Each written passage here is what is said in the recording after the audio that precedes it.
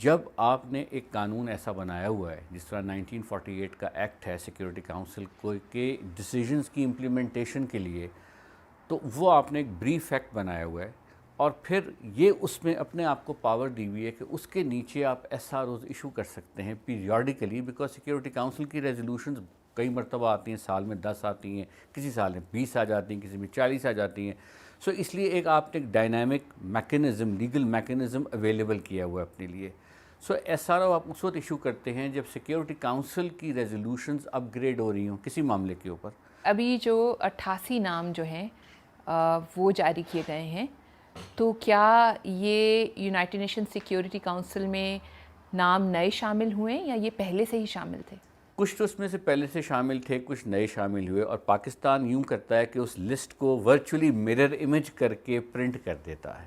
اب چونکہ آبلیگیشن کی میں کئی کنٹروورشل فیکٹس ہیں، کسی کا نام ہے، کسی کی عرفیت غلط ہو سکتی ہے، کسی کا ایڈریس غلط ہو سکتا ہے. وہ جو ریاست جس نے اس کو امپلیمنٹ کرنا ہے وہ اس پہ ججمنٹ کال نہیں دے گی، وہ کہے گی مجھ پر یہ آبلیگیشن آئی ہے، میں اس کو ایز از جس طرح سیکیورٹی کاؤنسل کی ریزولوشن میں یہ موجود ہے، میں بین ہی ایسے ہی اپنے قانون میں اس کو امپلیمنٹ کر رہی ہوں. جن لوگوں کے نام اس لسٹ میں آئے ہیں ان پہ کس قسم کی پابندیاں لگائی گئیں؟ یہ بینڈ لسٹ نہیں ہے، نہ ہی یہ گلوبل ٹیررسٹ کی لسٹ ہے، یہ ایسوسیٹس ہیں. ان کا تعلق ایک ایسی اینٹی سے ہے جو ٹرانس نیشنل ہے اور جو گلوبل آرڈر کو خراب کرنے کی کوشش کر رہی ہے.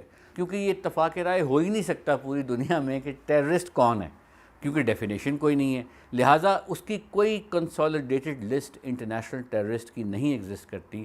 1373 کی کوئی لسٹ نہیں. یہ لسٹ آ گئی، 88 لوگوں کے نام آ گئے، پاکستان نے چھاپ دیے.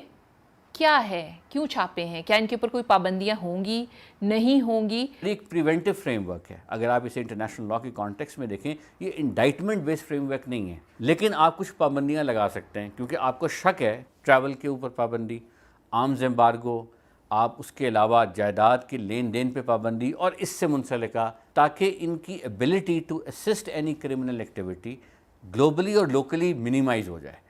اس یونائٹڈ نیشنز کی ریزولوشن میں کہیں لکھا ہے کہ جن لوگوں کے نام اس میں ان کو گرفتار کرنا ہے، یا اگر نام لکھا ہے تو نام ہونے کی بنیاد پر ہی ان کے خلاف کیس چلائے جائیں.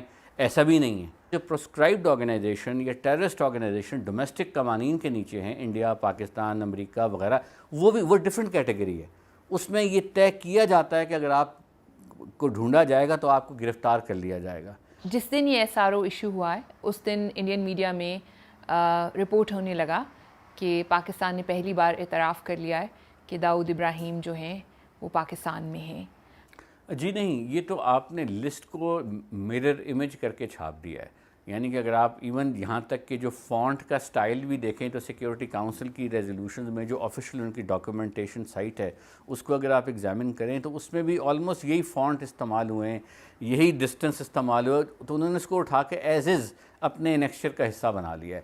اب یہ وہ قوائف ہیں جو سیکیورٹی کاؤنسل میں داخل کیے گئے یا سیکیورٹی کاؤنسل نوٹیفائی کیے. سو پاکستان نے چونکہ لسٹ میں کسی بھی قوائف کو کسی بھی شخص کی نہیں چھیڑا، اس لیے ان کو ری پرنٹ کر دیا گیا ہے. اب اس سے ظاہر ہے ہو سکتا ہے یہ ان کو تاثر گیا ہو کہ پاکستان نے ایڈمٹ کیا ہے کہ وہ یہاں ہے اور یہ ایڈریس درست ہے، اور مجھے اس بارے میں ذاتی طور پہ علم نہیں ہے، لیکن لیگلی اسپیکنگ یہ محض ریفلیکشن ہے of what exist in the security council, nothing more.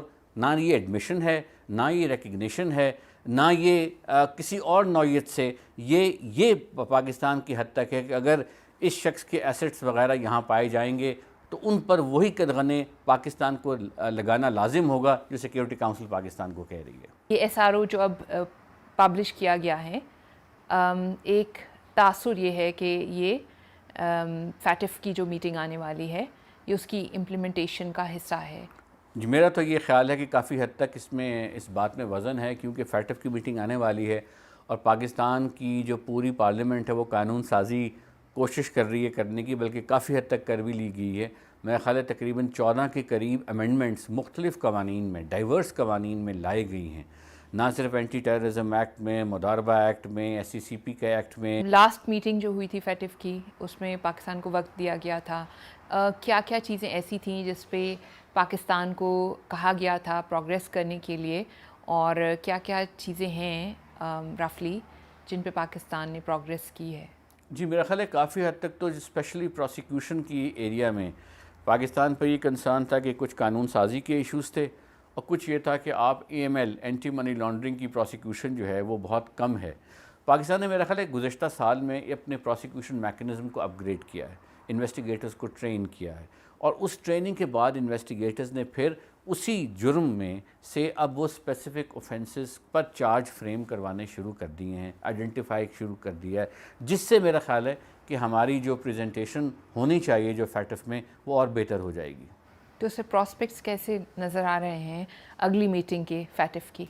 Army chief has been saying this very repeatedly کہ ہم ایک رسپانسبل اسٹیٹ کے طور پر، پرائم منسٹر آف پاکستان نے بار بار اس بات کا اعادہ کیا ہے، اور سیلف ڈسپلن کی بھی بات کی ہے پرائم منسٹر نے کہ ہم چاہتے ہیں کہ اپنے آپ کو سیلف ڈسپلن بھی کریں، اور اس کے علاوہ آپ کی جو پولیٹیکل پارٹیز ہیں وہ آپ کے ساتھ کھڑے۔ Pakistan is moving into a right direction on these international obligations issues at least, because international obligations پر یونینیمٹی ہے، یہ اسٹیٹ اسپیسیفک ہیں، ریجیم اسپیسیفک نہیں ہے، گورنمنٹ اسپیسیفک نہیں ہے۔